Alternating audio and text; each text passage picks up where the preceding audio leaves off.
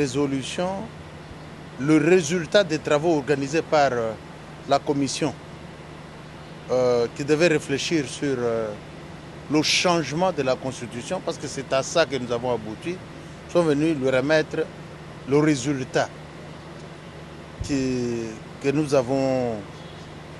avons rédigé. Et voilà, c'est la raison pour laquelle nous sommes là aujourd'hui.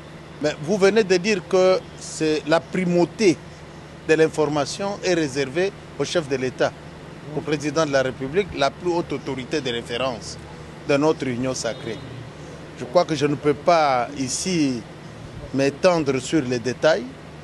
Ce qui est essentiel, c'est qu'on ne peut pas interdire à un peuple de réfléchir sur un texte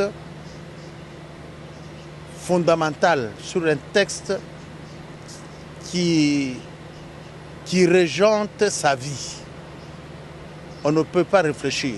Et puis nous n'avons pas besoin d'aller demander l'autorisation à un autre peuple pour le faire. Le Zimbabwe vient de le faire. La France l'a fait à un moment donné de son histoire. Beaucoup de pays du monde l'ont fait à un moment donné de leur histoire. En ce moment ici, c'est notre moment donné de notre histoire, où nous devons écrire une constitution pour notre peuple. Une constitution congolaise, écrite par les Congolais, pour les Congolais.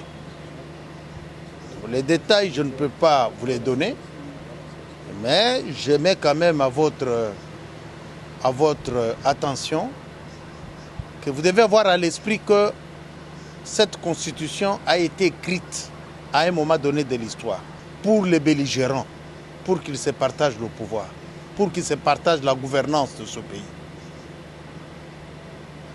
Autre temps, autre mœurs. Nous devons contextualiser aussi maintenant les raisons qui doivent nous pousser à réécrire la loi fondamentale de notre pays. C'est la loi qui doit s'adapter aux besoins du peuple. Ce ne sont pas les besoins du peuple qui doivent s'adapter à la loi. Voilà.